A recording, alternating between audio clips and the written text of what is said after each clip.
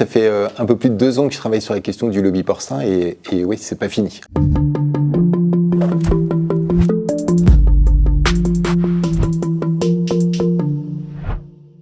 Les Travers du Port, donc c'est une enquête qui a débuté en janvier 2022. On s'est penché sur la situation de la porcherie à Velvor, à Lons-d'une-Vèze, dans le Finistère, et sur l'histoire de cette extension contestée et contestable.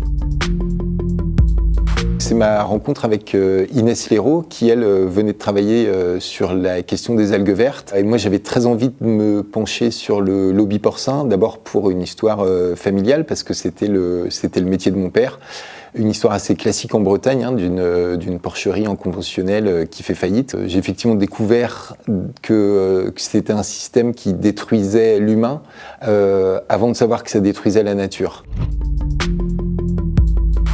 À la suite de l'enquête Lons-d'une-Vèze, il y a eu de l'enquête Plouvorne. C'est un peu aussi toute la magie du fonctionnement de Splend, c'est que chaque enquête en fait a permis de rebondir et d'en créer une autre.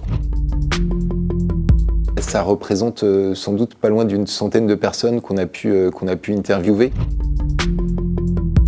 Quand on travaillait sur la question de Plouvorne, on nous a transmis un mail que l'UGPVB avait envoyé à tous ses adhérents pour leur dire attention, il y a des journalistes militants qui cherchent à vous soutirer des informations. Et quand on voit un mail comme ça circuler, on prend conscience en fait de la volonté de museler la parole des paysans.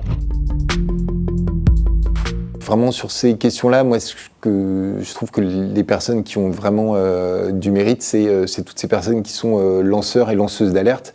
C'est d'ailleurs ce qui s'est passé à Lons-d'une-Vèze, où l'un des lanceurs d'alerte sur la question des pollutions de l'eau s'est fait dévisser ses roues de voiture. À Plouvorne, dans l'enquête, on raconte aussi les pressions subies par l'un des lanceurs d'alerte, avec des menaces de mort, voilà. Donc c'est surtout pour ces personnes-là aussi qu'on fait ce travail.